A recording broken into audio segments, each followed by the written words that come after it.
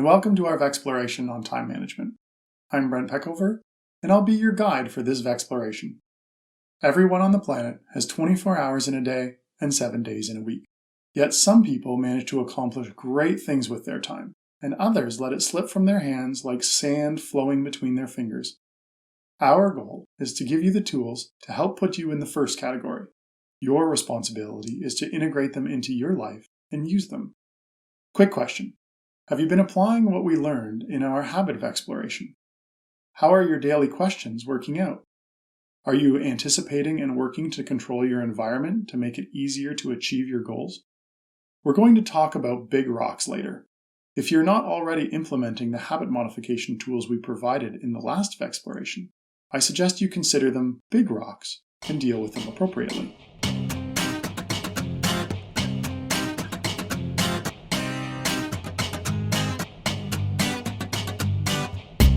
Time management has two key tenets. Make a conscious effort to decide what you will spend your time on. And of all the things you can choose to spend your time on doing, which ones will move you towards your goals fastest? The average person tends to prioritize everything equally, and as a result, they will allocate their time fairly between tasks. This is where Parkinson's Law comes into play.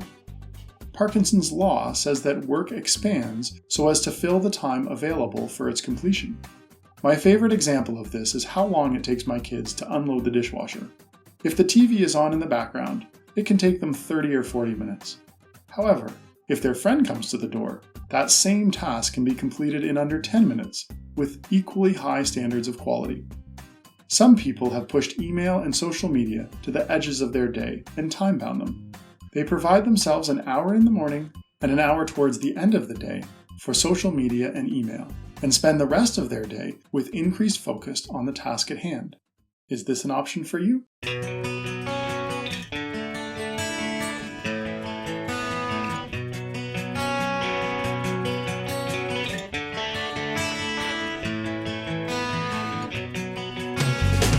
All other things being the same, there are three factors that impact how much time a task takes to complete: focus, scope, and quality. By reducing the time you allow for the task to be completed, you're forcing yourself to do a trade-off analysis between these factors. Perhaps you set an aggressive goal and are more engaged to achieve it. Focus has increased. Perhaps you realize you don't have sufficient time to complete the intricate decorations you were planning on the cake you are baking for your child's birthday party, so you choose a simpler path. You have reduced the scope of the activity. Perhaps, rather than rewriting the long email you've written to a coworker to make it more concise, you choose to send the email as is. The current level of quality has been deemed acceptable. I have a colleague who keeps a sign on his desk that reads, "Our goal is perfection. However, excellence will be tolerated." Wilfred Federico Damaso Pareto, born Wilfred Fritz Pareto, was an engineer, sociologist, and economist. He discovered the famous 80-20 rule, also known as Pareto's Law or Pareto's Principle.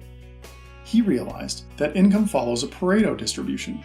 For example, 80% of the land in Italy at the time was owned by 20% of the people.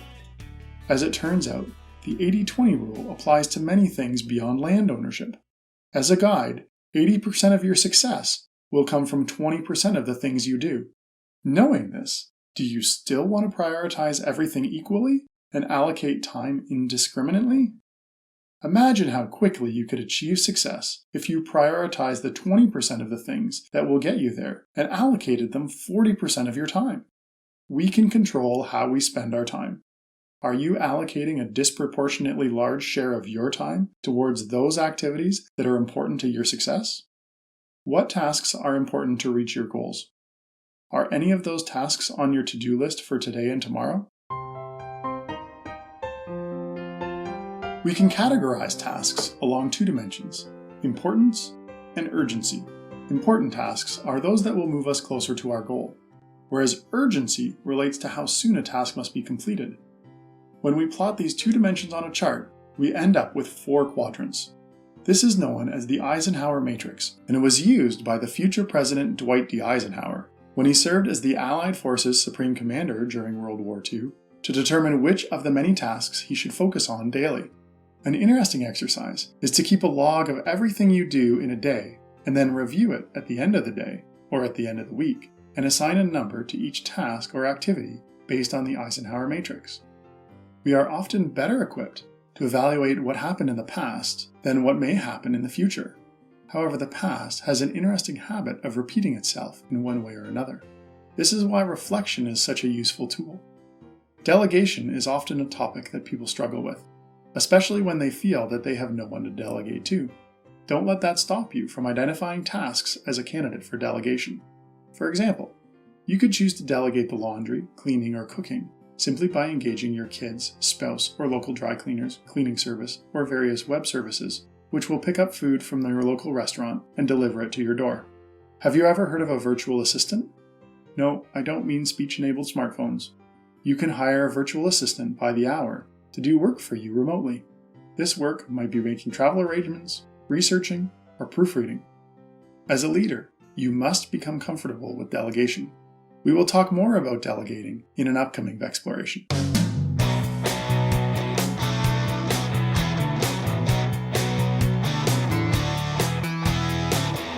Now that we know we want to prioritize the 20% of the activities that will get us 80% of the way to our goal, and we have a mechanism for prioritizing tasks based on importance and urgency, next we need to plan out our day, thereby allocating time to these tasks. Your schedule is your friend. Live within it. If you are not using a calendar to allocate your time throughout the day, start. As a manager and a leader, I've heard staff say they're so busy attending meetings that they just don't have time to get the real work done. This is a big rock problem. People often use their calendar to schedule meetings, but they don't use their calendar to schedule work. There is an interesting graphical display of this by Dr. Stephen Covey, which you can watch on YouTube. See the links below this Vexploration. Big rocks are the things that are most important to your long-term success.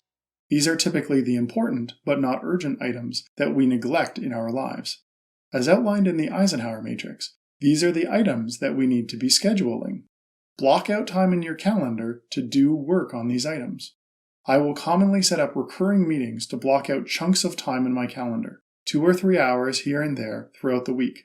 Now, when people look to book a meeting, they will look to schedule the meeting when I'm available, which will be outside of the chunks of time allocated for work. Now, I'm not saying that meetings are not important and cannot be useful. They are extremely important and very useful when run well. We'll talk more about running effective meetings in a later Vexploration. However, we need to allocate sufficient time to allow us to focus on the important tasks.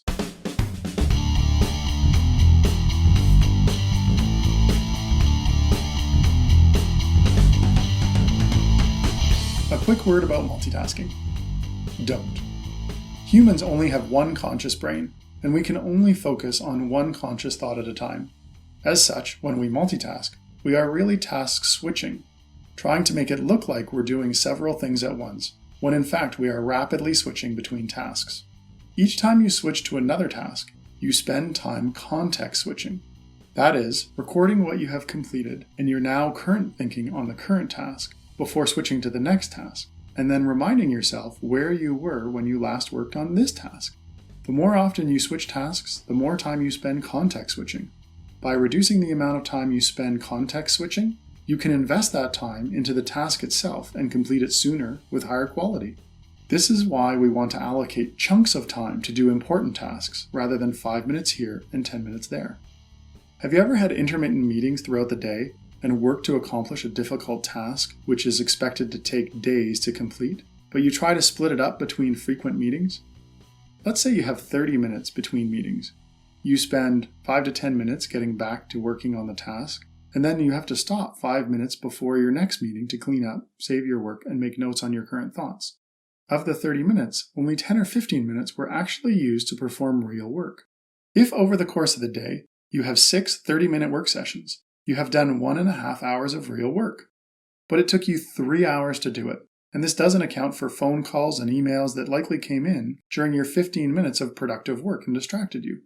Imagine how much faster you could complete the task if you set aside 2 to 3 hours of solid time to allow you to focus on only that task. Good time management starts by scheduling yourself so that you have blocks of uninterrupted time to focus on important tasks that will lead to your success. Avoid multitasking whenever possible. Prioritize the things you will work on today based on their importance and urgency. Those tasks that are not important but urgent, find a way to delegate. Those tasks that are not important and are not urgent, stop doing. Focus your efforts now and in the future on your important tasks. What are the 20% of activities you need to do on a daily basis